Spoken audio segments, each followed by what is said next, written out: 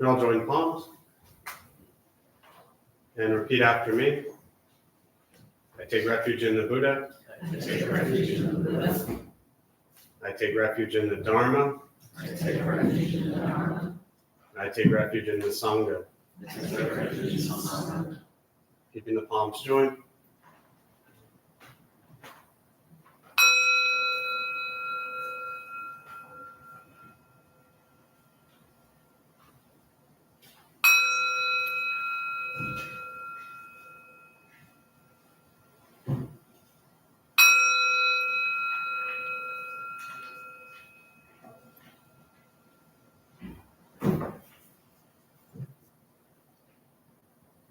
Put the palms down.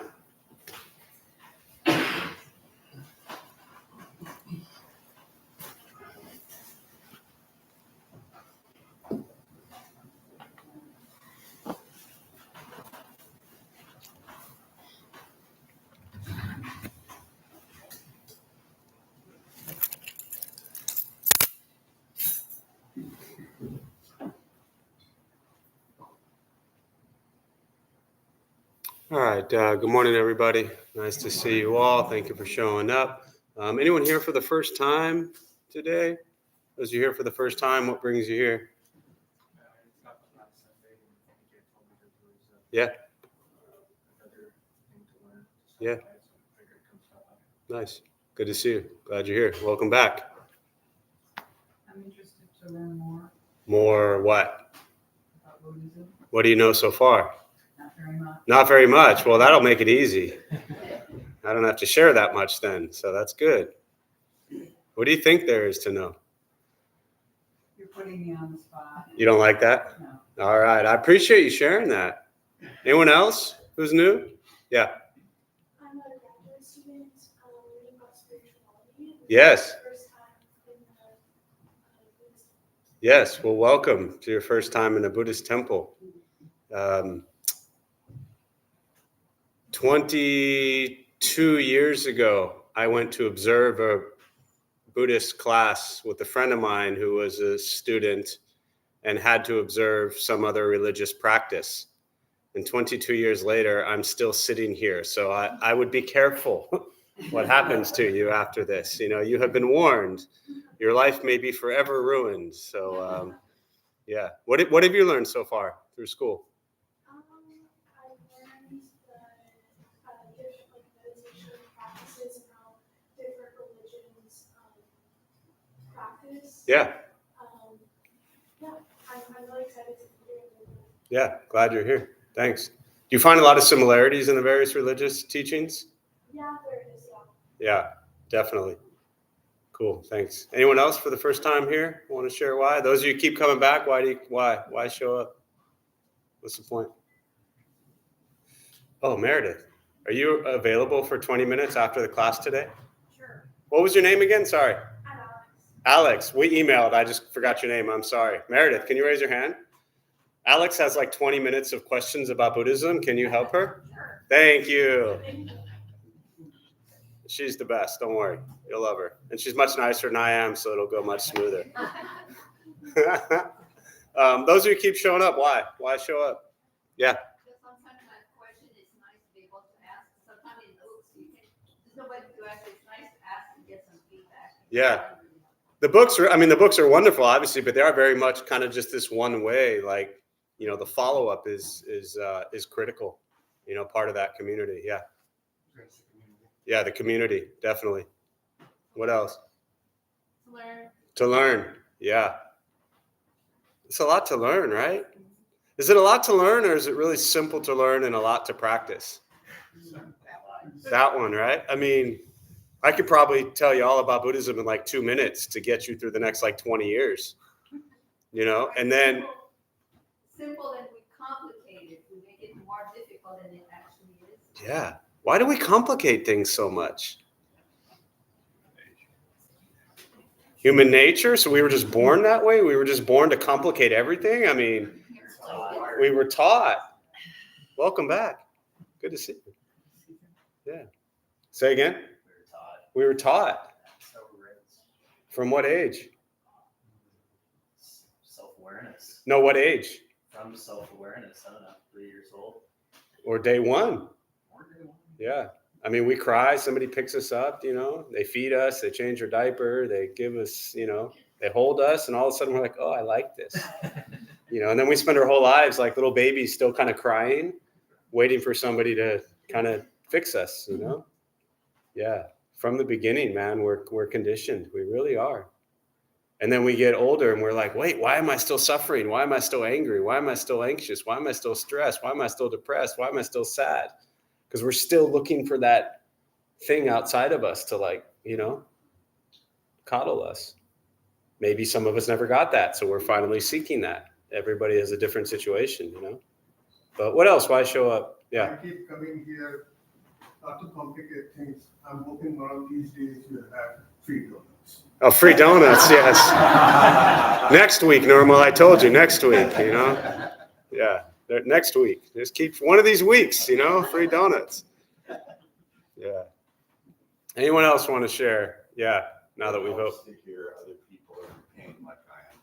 Yeah. Can you say that a little louder so everybody can hear it? It helps to hear that other people are in pain as I am in pain. Yeah. Isn't that hard? It's hard to be in pain. It really is. And something about sitting with that pain alone versus sitting with that pain surrounded by others who are also experiencing different pain, but some level of pain, some extreme, some minor, and a variation of all of that throughout our day. Buddha called this dukkha. But yeah, and again, back to the community. That's the community, to come together with people who are having a hard time and figure out how do we have a little bit less of a hard time. What else? One more. Why show up? Yeah. One more compliments my day and also compliments my finding of Magnus Swedenborg Yeah. and his volumes of teachings. Yeah, I love it because you're one of the very few, if only, people here who actually knew who he was. And Emanuel Swedenborg was mid-1700s, and he built their congregation, built this church in the 20s. So this is a Swedenborgian church originally, 98 years ago. And last thing I'll say before we do meditation, when we first came across this building almost 9 years ago now, after 10 years downtown, and it was like, Swedenborg, who were they? What did they do? So I Googled Emanuel Swedenborg. I spent 20 minutes Google searching this guy. And I found out that D.T. Suzuki in the, 1920s roughly, wrote a book titled Swedenborg, Buddha of the North. And what Suzuki was teaching was that, or what Suzuki was saying, he said, all of you Western folks who are interested in Buddhism, you should look at the teachings of Emanuel Swedenborg. So it was his way of trying to kind of draw in a Western audience that was new, very new to Buddhism in the 20s, brand new, trying to draw a parallel, kind of going back to the different religious practices, a parallel to the Christian mysticism to Buddhism, a lot of similarities. And the Reverend here was a member of the Japanese Buddhist temple downtown. So I figured after 20 minutes of research, I figured we're good to go, 8 years later, somehow, by the grace of God, here we are, right? All right, so I'm going to start with a meditation practice. A couple things to tell you before we begin. For those who might be sitting for the first time or maybe new for the first time, nothing's going to happen to you. You're not going to float away. You're not going to have any mystical, magical experiences. The mind that races all day long is not going to shut off. Don't judge your practice, meaning don't ask yourself, is this working or not working? Are you doing it right or wrong? We're just going to sit. We're going to breathe. You'll hear sounds inside the room, sounds outside. We're actually getting some work done, so you might hear some guys on the roof. Don't freak out. They're supposed to be there. But this is life. Life is filled with chaos. The practice of meditation is learning to get quiet and still within all of the chaos. And to those who are joining virtually, welcome. Glad you're here. Thank you for showing up. Posture, you just want to be comfortable. If you're on a cushion, sliding to the front third, pushing the stomach forward often helps. If you're on a bench or chair, however you're seated, also just trying to sit up straight, relaxing the shoulders if comfortable. Hands are on the knees or lap if comfortable. I'll guide us as we begin. Most important, especially if you're new, you're not going to shut the mind off. You're not going to go blank. You're not going to think nothing. Your mind will race. I'll say things periodically to remind you that you're lost in thought or bring you back to present moment. I'll guide us as we begin, and we'll settle into a little bit of silence.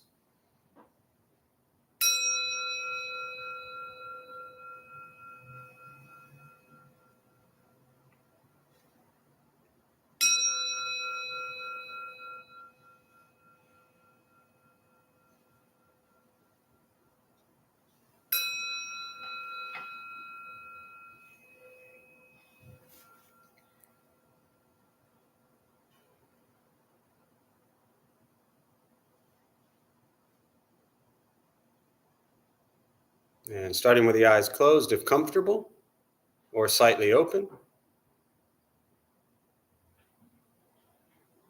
Mouth is open or closed.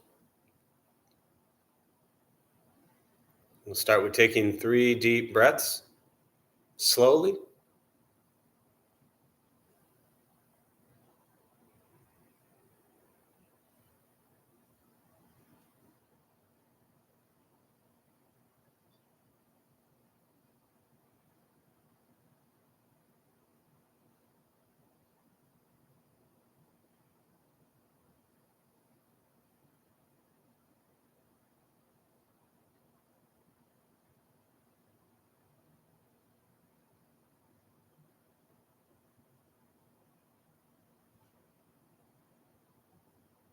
And eventually, settle into a natural rhythm of the breath.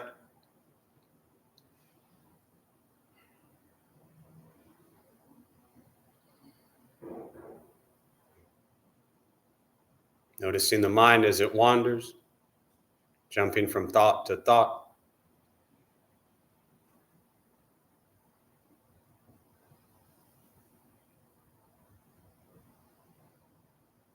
We'll start with gently guiding the attention, focus to the stomach or chest.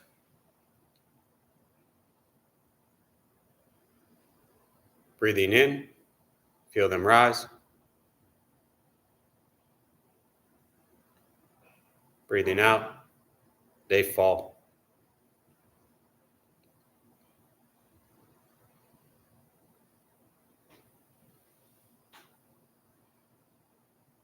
Simply continue this practice,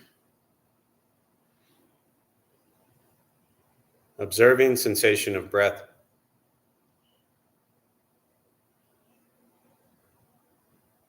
Expecting nothing but to sit and breathe.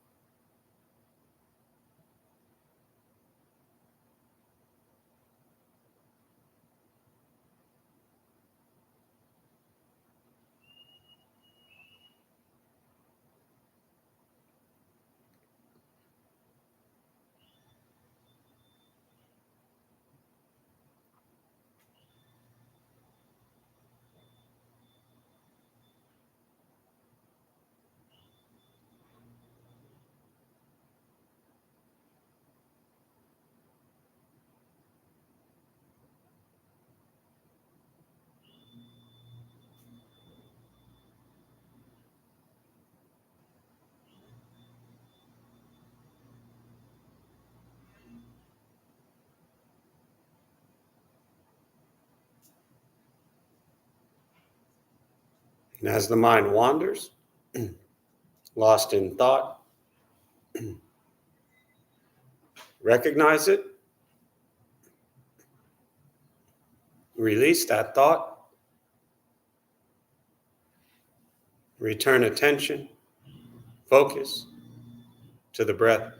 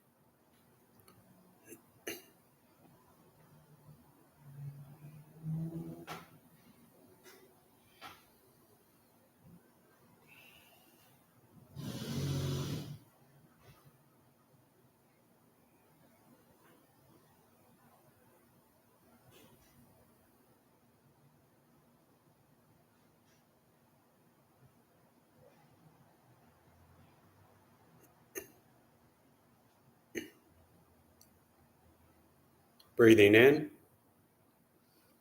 follow breath in.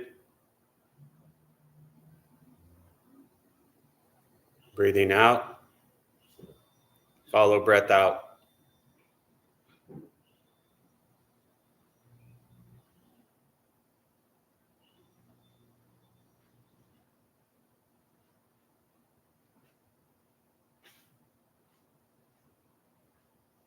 Letting go of expectations,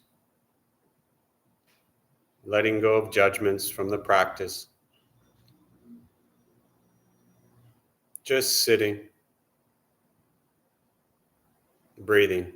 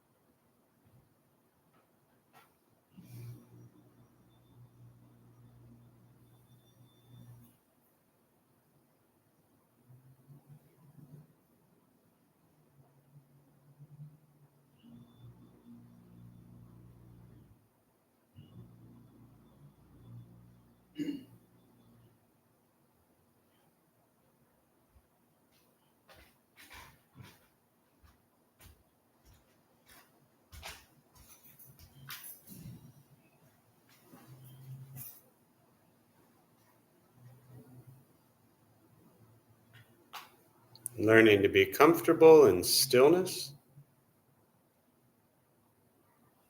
in quiet, wanting nothing but to sit and breathe.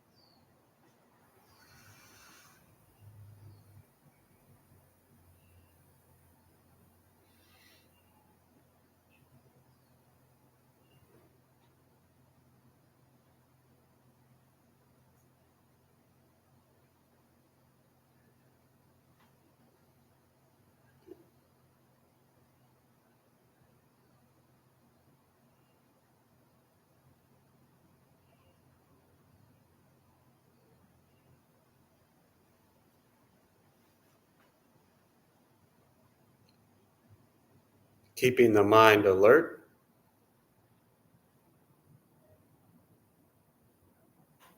aware of each sound,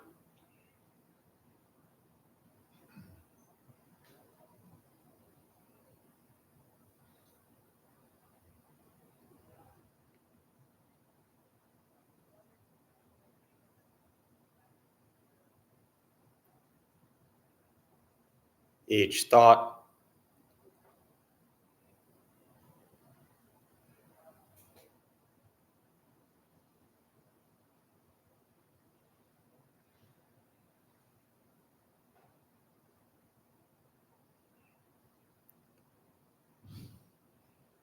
each physical sensation,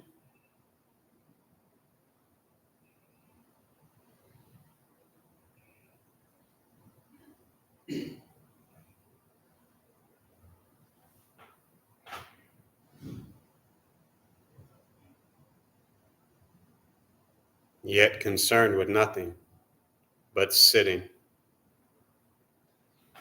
breathing.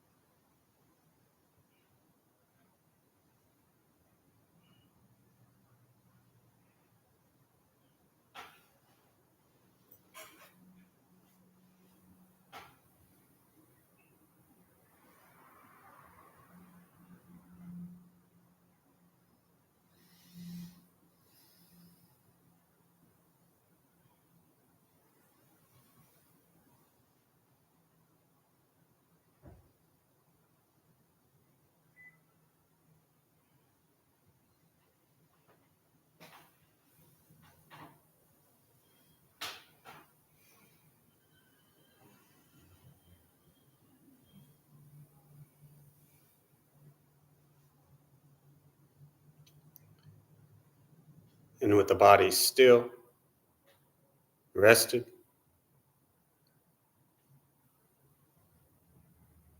and the speech quiet, aware of all sounds, and the mind learning to settle,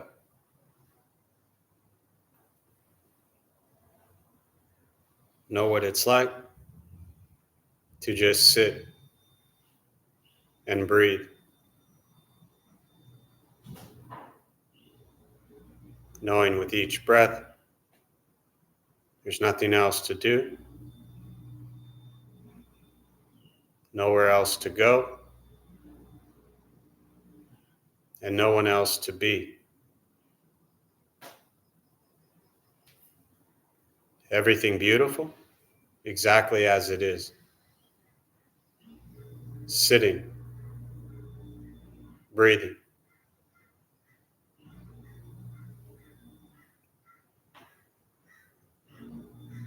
And once again, taking 3 deep breaths slowly.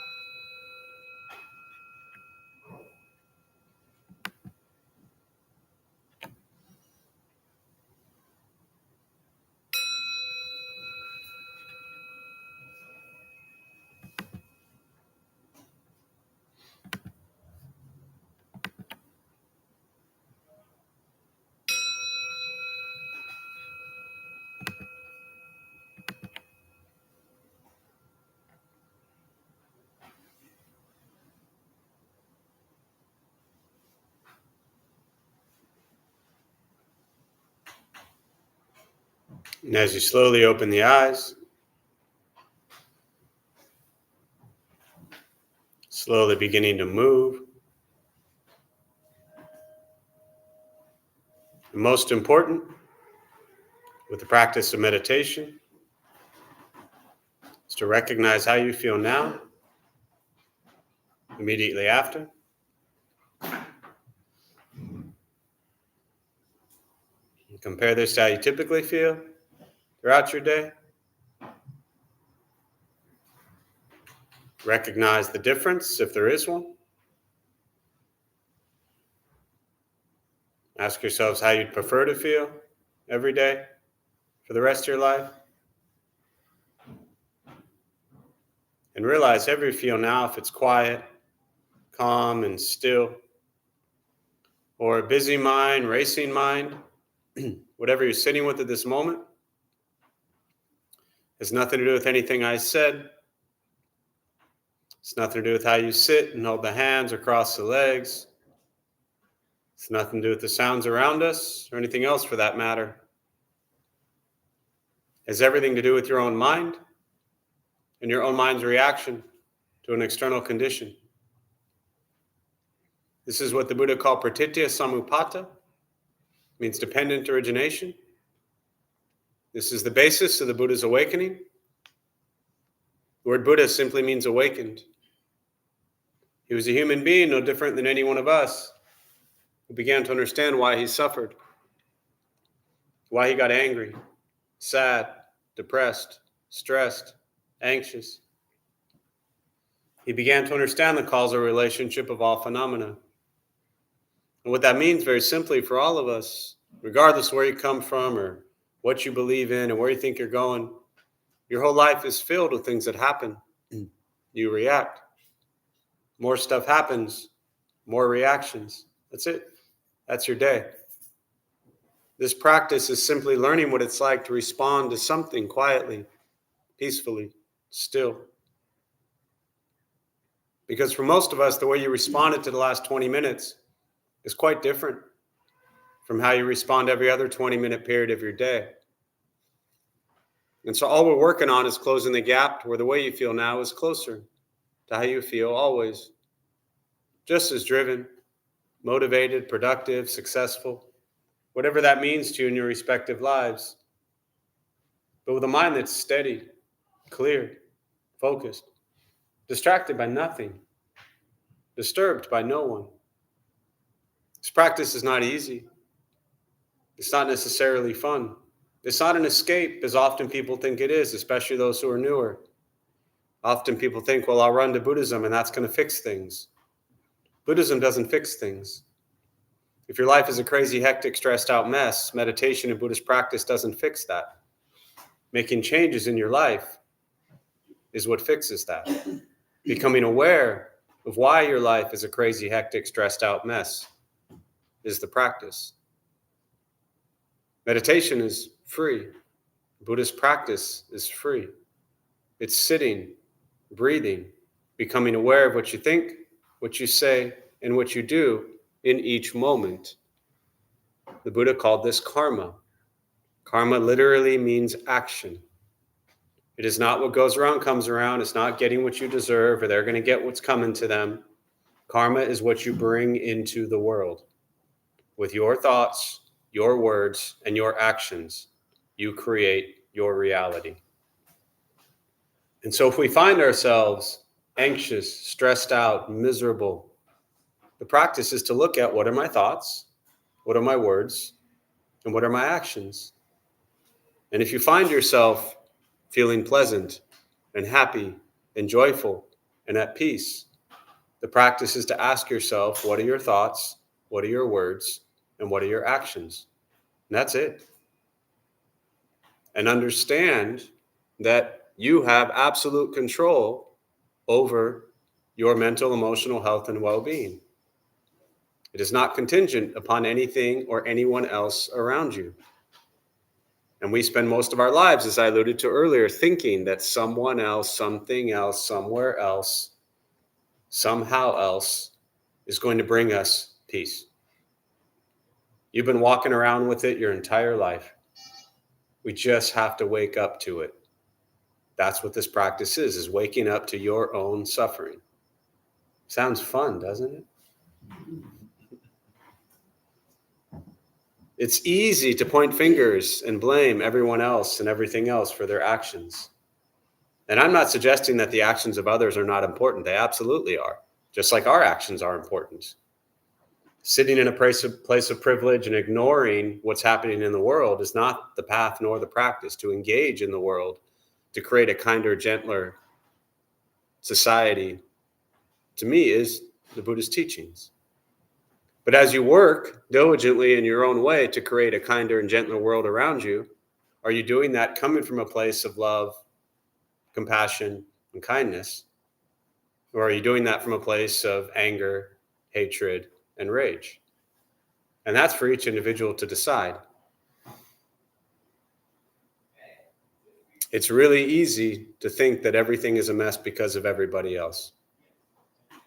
And like I said, other people's actions are important, but we are also other people to other people. So our actions are important. And very often people who are new to Buddhism, once they find out that it requires you, for me really, to practice, it requires holding up a mirror and reflecting back on the self. That's where a lot of people tap out, say, I don't want to do that. Because when you look at the nature of your own mind and your thoughts and your words and your actions, it's not always so pleasant. For me, that has always been the most difficult piece of this practice, to try to be incredibly 100% honest with my thoughts. Because they're not pleasant. I've been at this a long time. My thoughts are still not pleasant. The question is, what do I do with those thoughts? That's where the challenge comes. That's where the practice begins. What do I say and what do I do from pleasant thoughts? Now, sure, it'd be wonderful to think, well, I've been at this so long, I'm just going to roam around with lots of pleasant thoughts all day. I gave up on that happening a long time ago. Never in this lifetime am I going to live with nothing but pleasant thoughts. If it hasn't worked this far, it ain't going to work at all. But that is manageable. Because who hears your thoughts? Who hears your thoughts? Just you. So then the question is, when you have those thoughts, what do you do? There's a beautiful children's book called An's Anger. It's based on Thich Nhat Hanh's teachings, the great Vietnamese Buddhist monk, Zen priest, activist, walked alongside Martin Luther King in his fight for social justice. And it's about, it's a children's book, so I'll give you the spoiler. You know, it would take you about a minute to read it, but a lifetime to practice it. It's about taking this like angry, I think the plant, it was years ago, I saw it was like a cactus, this like kind of vicious cactus plant that has like these facial expressions. And the practice is to turn that plant, which is like spiking and hurting people, into a beautiful flower. And so for me, Lisa, who's led our kids group for like 15 years, first time I saw that book, I realized, oh yeah, that's the practice. To me, those spikes of the cactus, those are my thoughts. But how can I turn those thoughts into the beautiful flower? How can I transform those thoughts into different words and different actions? And that to me has always been the practice. So, as the Buddha said, thoughts, words, and actions, that is your karma. It's what you bring into the world.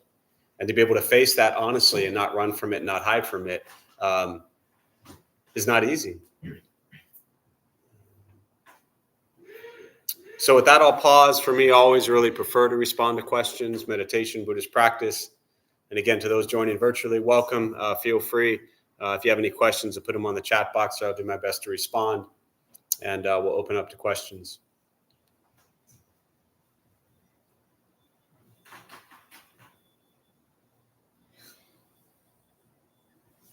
In this meditation, I was thinking about the symbiotic and nurturing relationship with my body. And I'm just curious if you could expand a little bit on Buddhism and the idea of our body. Yeah. So the question was, your first statement was during the meditation, you were thinking about the symbiotic relationship between kind of the meditation and the body.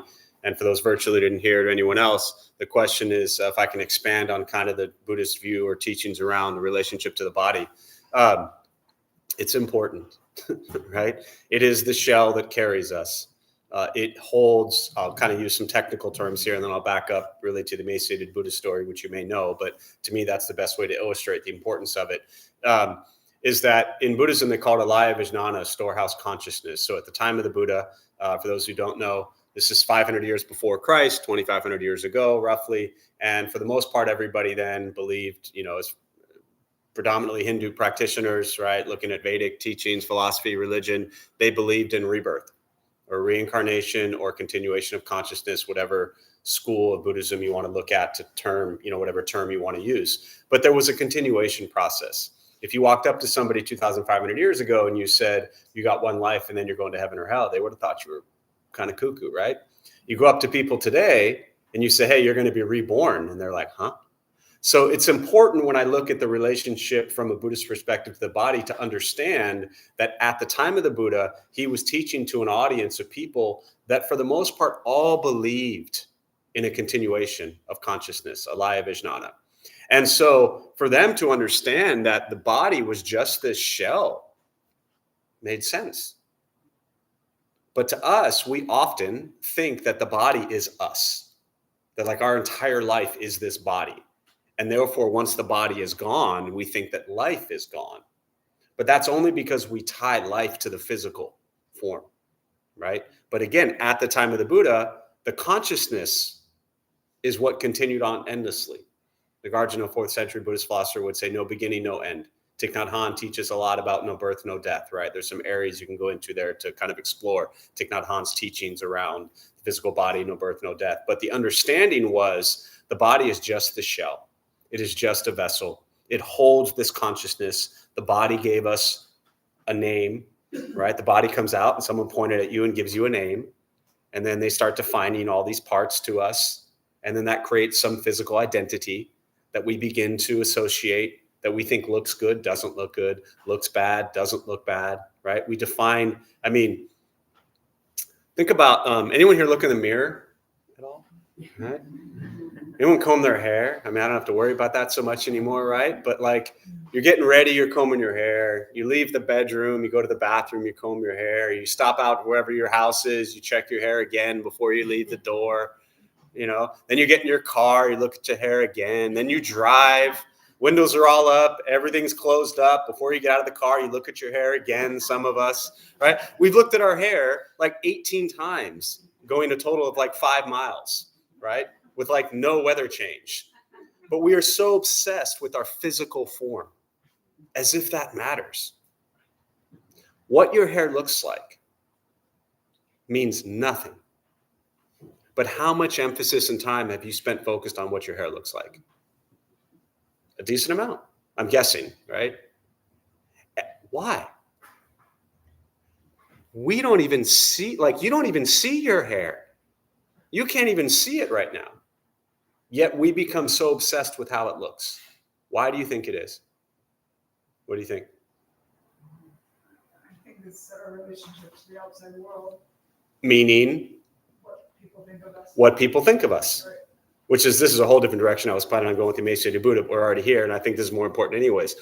Our reality is that we are so concerned with what other people think of us and how other people perceive us and how other people judge us and how other people view us.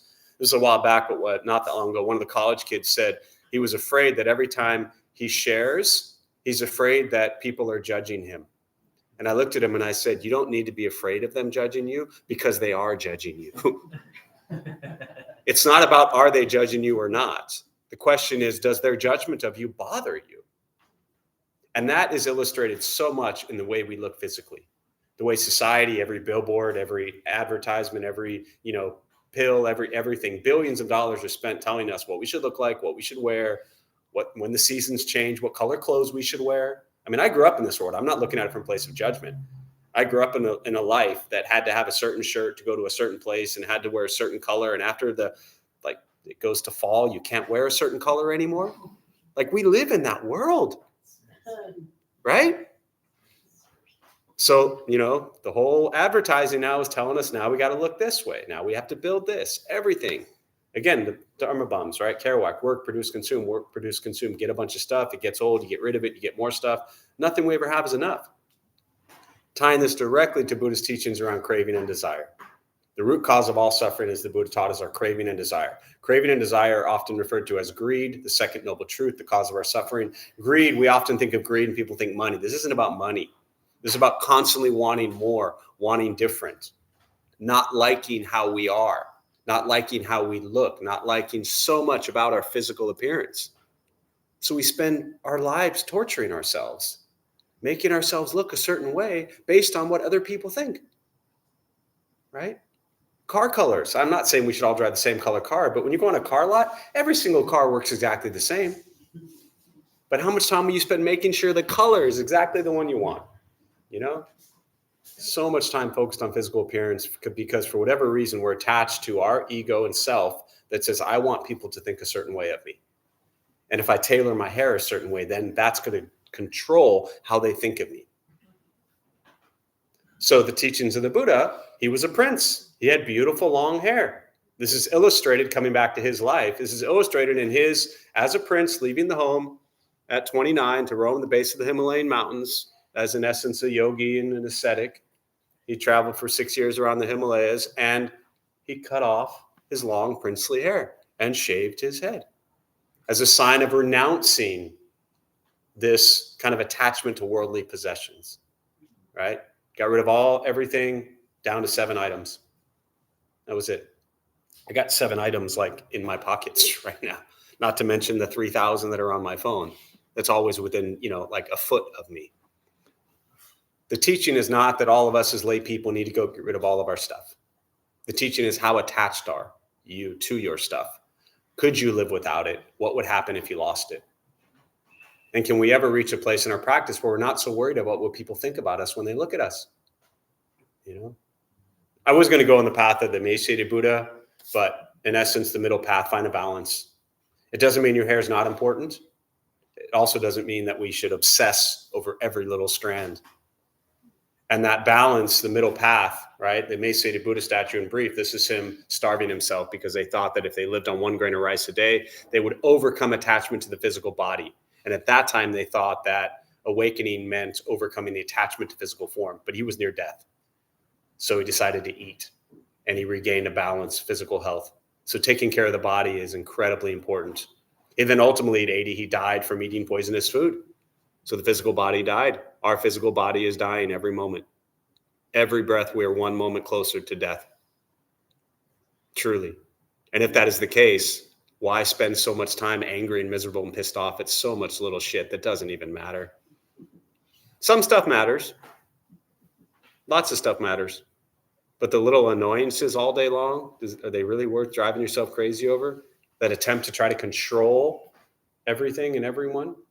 Because ultimately our appearance, that's really what we're trying to do. So we're trying to control the way people perceive us. We think it's going to elicit some sort of outcome. And if you actually stop to look at this, or just watch Fight Club, The Matrix, or Groundhog Day, right? 3 best Buddhist, you can put that in your report, Alex. If you really want to learn about Buddhism, Fight Club, The Matrix, and Groundhog Day, right? There's 6 hours of funny Western movies that will teach you all about Buddhist teachings. But just watch Fight Club, how stuck we are, So there's a few thoughts on that. What else? Yeah. Yeah, so when we congregate here on Saturdays, I think you just touched on it with the last question. We talk a lot about losing the self. Yeah. And I think I understand the notion of losing the self. I think I understand the importance that losing the self can have in my life. What I don't understand is how it starts. How to get there. Yeah. And so from my United States of America Western perspective, what I want is like a 5-point pamphlet. How to lose the self issued from the office at the Dalai Lama. I want a how to lose the self for dummies book. Perhaps authored by Jeff Zlotnik. Dude, you should write one. Come on now. You got a task, It would be a great opportunity for you. How to lose the self. Well, if I knew how to lose the self, I would write it. But I would be wrapped. You're as confused as I am. Yeah, 100%. So the question, beautiful question. And you know, I mean, you've been sitting with me like, I don't know, 12, 13 years and you haven't figured it out yet? Come on. So here's the thing. Let me just back up briefly. The question around non-self, to put it into perspective for those who might be brand new to Buddhism or newer. The Buddhist teachings around non-self, he said that the first noble truth, I'll run through these super quickly. The Four Noble Truths, the first teaching, life is filled with dukkha, suffering, discomfort, angst, dissatisfaction. It doesn't mean all of life sucks. It just means you're going to struggle a lot throughout your life. That's the first thing he said. Every day we're going to have challenges, disappointments, frustrations, right? That's our life. We're also going to have a lot of beautiful, happy moments, but most people don't come into this path because of all their beautiful, happy moments. Nobody's like cruising around perfectly happy and they're like, I'm going to go to the Dharma Bum Temple today because my life is great, right? It's usually not how it works. The second noble truth is the cause of suffering. Greed, anger, ignorance, the three poisons, right? This is our craving and our desire. I'll come back to this in a minute. The third is the ending of suffering. This is nirvana, liberation, freedom from suffering. And the fourth is the path. Eightfold Path. Correct views, thought, speech, action, livelihood, effort, mindfulness, concentration. All of that is on Google for free. You can find that in the first 2 Google search pages. And there is your body of teachings, the Eightfold Path, which in essence is addressing our karma, our actions, our moral, ethical conduct and behavior. That's the Eightfold Path, everything we bring into the world, right? With our views, our thoughts, our speech, our action, our livelihood, our effort, our mindfulness, and our concentration. Important to point out that where is mindfulness and concentration on that list? At the end. What do most people come into Buddhism in places like this for? Meditation, as if meditation is going to fix you. As I said earlier, Karma Leksha Soma, great Tibetan Buddhist nun, she used to always say an angry person who meditates is just an angry meditator, right? So meditating with all of your anger and hatred and frustration and resentments, you're still just sitting there with all your anger and hatred and frustration and resentments. The rest of the stuff starts at the beginning, and that comes to the Buddhist teachings on non-self, right? So when I look at the teaching of non-self, I don't sit here and say, how am I, Jeff, going to embody non-self? But what I can say is, when am I wrapped up in thinking my views are correct? You ever think your views are right? All the time. Try doing that less, and you'll be closer to non-self than you are now. So for me, it's just like the practice of wisdom, right? The second noble truth, the cause of suffering, greed, anger, ignorance. So the Buddhist said to overcome greed, practice generosity. To overcome anger, practice compassion. To overcome ignorance, practice wisdom. Anytime people ask similar question, what is wisdom? I can't define ultimate wisdom, but I do know what ignorance is. Ignorance is thinking that I'm right, ignoring reality. Ignorance is thinking that my views, my perceptions are correct. Thich Nhat Hanh himself said all views are wrong. When I heard that teaching, I thought, well, I don't like that, right? But what I began to realize was I have my views. Some will change, some won't. Some might get stronger, some might get weaker. Some might flip completely. But my views are just mine. They don't make them right. They don't make them correct. They make them my views and my attachment. To me, wisdom says, can I actually listen to other people's views? Can I understand? Can I forgive? Can I try to compromise? Can I try to dialogue? So instead of looking at how do I get to the, like, what is the 5-point plan to get to non-self? Look at the first 5 things that keep you wrapped up in your sense of self. Do you think you're right? When you wake up in the morning, who woke up this morning and said, I'm hungry, I want breakfast.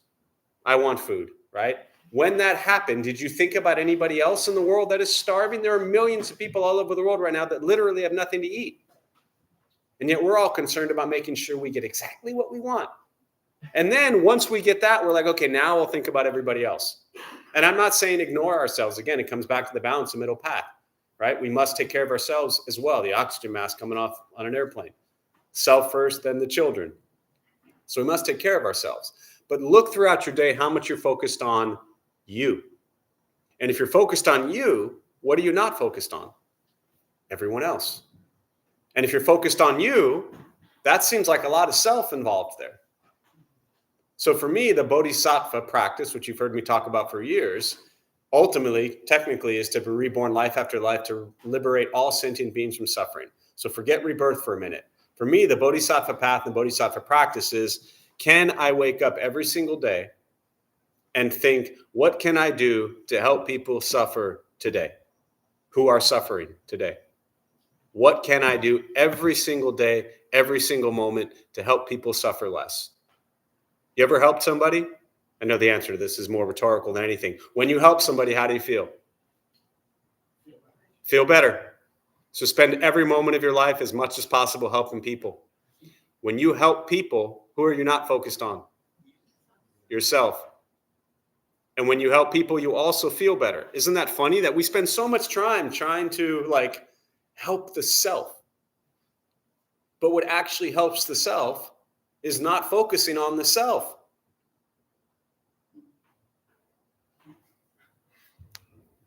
Sounds like you have a book there. Dude, I've been saying the same stuff for like 20 years, man. You know, somebody else can write it down. Yeah. I have a 3-point plan. You have a 3-point. He's got a, Wayne has a, you don't even need 5. He just wanted 5. Go ahead, 3 points. Number 1 is practice humility. Okay. Number 2 is practice generosity, because we're often very attached to our things. Yep. And number 3 is practice community, because if we're isolated and by ourselves, we tend to go into ourselves. Whereas if we're around other people, we realize that other people are suffering, that other people are important. There you go. So that's my 3-point plan. Humility. And I found it more useful because at first in Buddhism, you're trying to focus on these esoteric, what is non-self, and rather than doing that, just try to be a little more humble, a little more generous, and be with people. Yeah. Humility, generosity, and community. There you go. Thanks, Wayne. It's a short book. Yeah. But it is, I mean, you know me, I kind of make light of everything, but it is so critical because the Buddhist teachings very clearly are we suffer 100% because of our attachment to our sense of self. It is the greatest sense of attachment that we have. And it is so hard because we spend from day one conditioned to think that we are most important, right? And we are taught that we are most important. And we grow up thinking that we are most important. So it's really hard to come out of that. But my very first teacher just said, go help people. That was it. You know, which I'm pretty sure is what all religions will tell you for the most part. Go help people. Less about you, more about others. You know, and as you've heard me say a million times, it's not about being Buddhist, right? This is for Alex mainly, but quick show of hands, how many Buddhists are in the room? Alex, look around. You got 1. So we're the one Buddhist temple that's filled in an old Christian church led by a Jewish guy that has no Buddhists in it. 1 Buddhist, sorry. Yeah. So just trying to give you material for your report, you know. What else?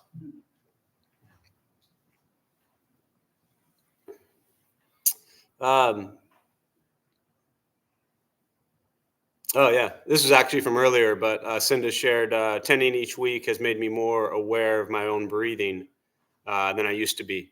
And it feels good. Yeah, definitely. Other questions? Yeah. I think what I find difficult, we live in a society, because what do you do, and just being kind, it seems it's not glamorous, there's no bragging rights. Yeah. It's like you feel like you're not doing anything with your life. Mm-hmm. Kind of can be a little difficult sometimes. Yeah, so your comment was, we live in a society where everyone's saying, what do you do? What do you do? And so this idea of like being kind is just relatively foreign. But that's sad. And also the opportunity to change that. Again, Buddhist teachings, going back to the emaciated Buddha story, when he came to the riverbed and was offered food and he was starving himself near death, he said, he was offered a bowl of food and he said, I'll put it in the river. And if it goes against the stream, then I'll start to eat. So that's where the term against the stream, you'll hear in Buddhism, kind of that term thrown around, is because it really is going against predominantly what we are taught. I think of the Buddha very much as pretty rebellious. He turned his back on royalty to roam as a homeless wandering beggar. It's what he was.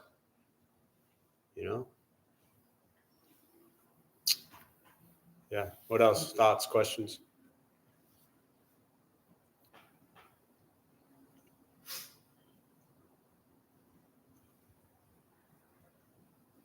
Yeah. So in meditation, I know you said not to judge yourself by having racing thoughts or your mind moving.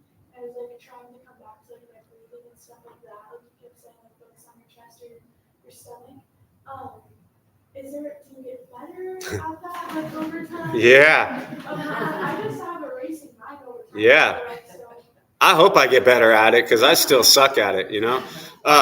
So the question for those who didn't hear virtually is, I mentioned during meditation, you know, to not kind of focus or worry about the racing mind. And so you were saying during your practice, your mind was going everywhere and you try to focus on the stomach or the chest. And your question is, in essence, does it get better over time? I mean, possibly. So let me kind of illustrate it this way. So what I'm working on during the meditation practice, and so first and foremost, there's thousands of types of meditation, right? Even within Buddhist teachings, there's so many different types of meditation, different schools, different lineages, different cultures practice it differently, right? For me as a Zen practitioner, what I was taught was abide in sensation of breath.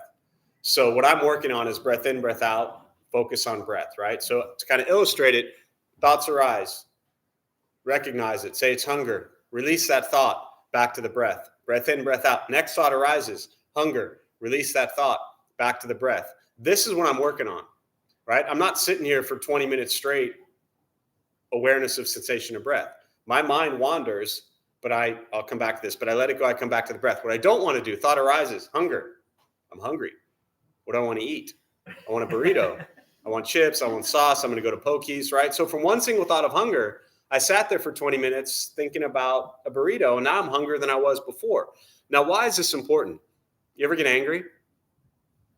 You ever get angry at something that happened still like years ago, right? I mean, you're younger than some folks in here, but there's people in here that have been angry about things for 50 years. Truly. Wouldn't it be nice to not carry whatever you're angry about from 5 years ago for the next 45 years of your life?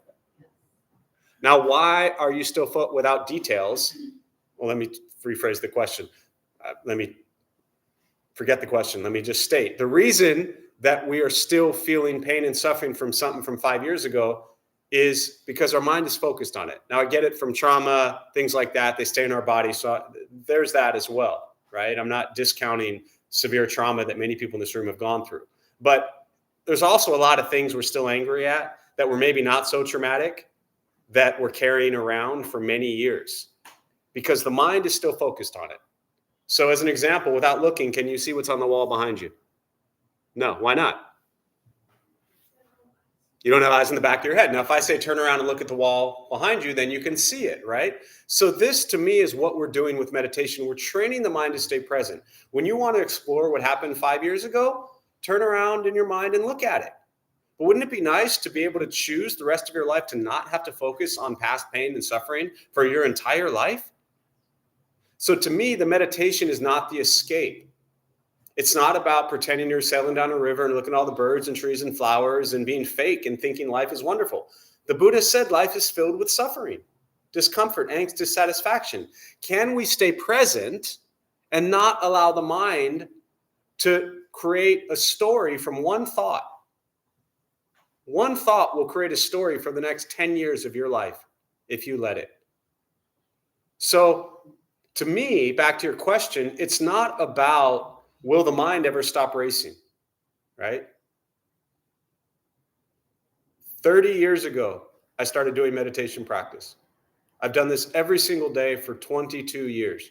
My mind still races like crazy. Similar to what I was saying earlier with the thoughts, right? Not being pleasant. The problem is not the thoughts.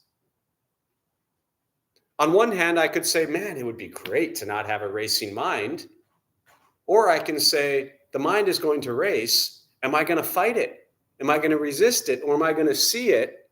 In Buddhism, a lot, you'll see kind of metaphors of like airplanes flying overhead or clouds passing by, right? Like a train, like, can you just let the thoughts go, but not invite them in and serve them tea, as many great Buddhist teachers will say, right? So next time you have an unpleasant thought about something that happened years ago, see it, recognize it as an unpleasant thought, and continue on with your day. Or let the next 6 months of your life be miserable because you're still focused on that thought. It's not easy.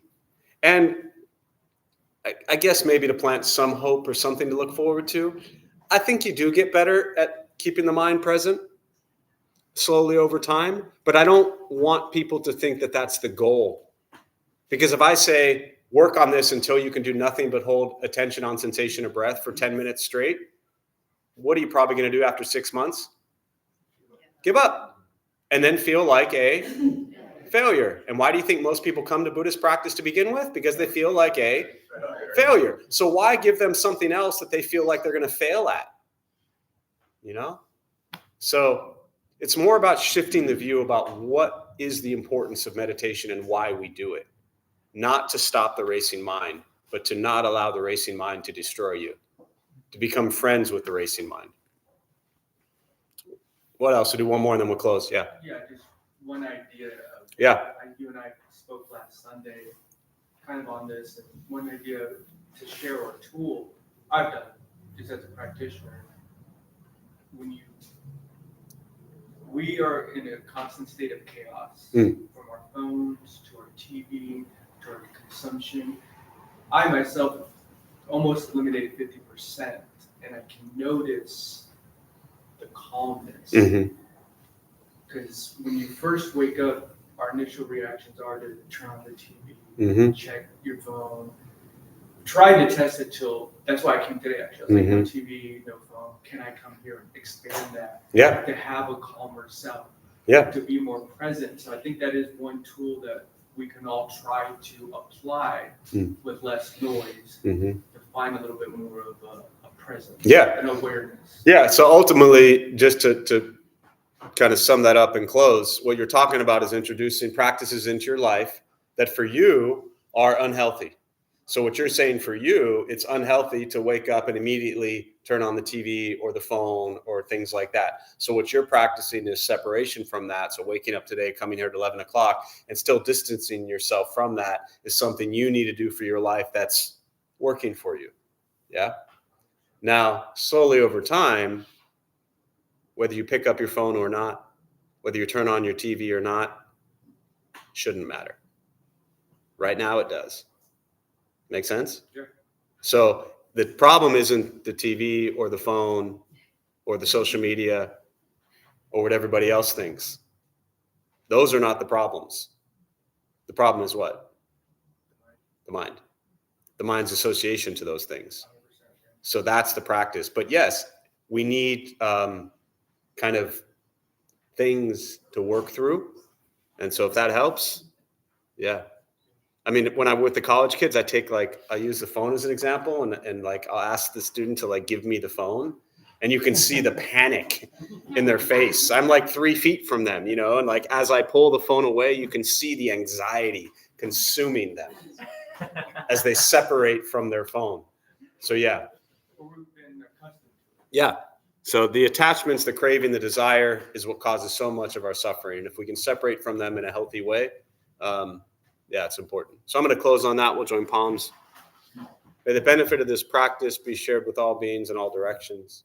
May all beings be at peace. May all be free from suffering.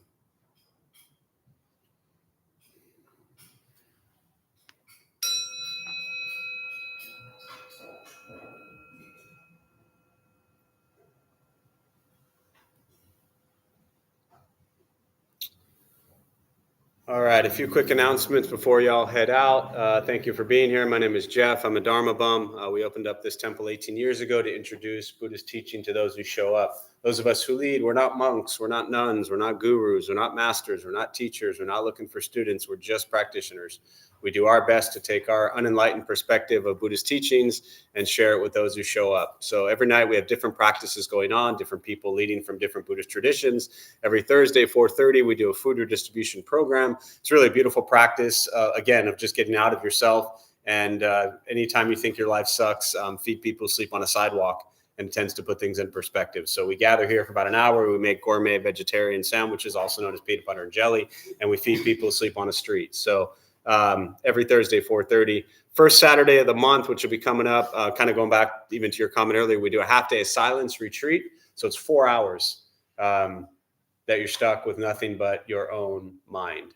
Most people, to my knowledge, have survived thus far all these years. So if you've never done 4 hours of silence, it's a really great opportunity to try that.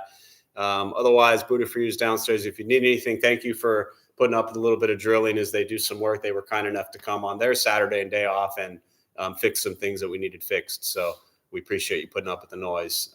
So thank you all. We wish you well. Be safe, and we'll see you soon.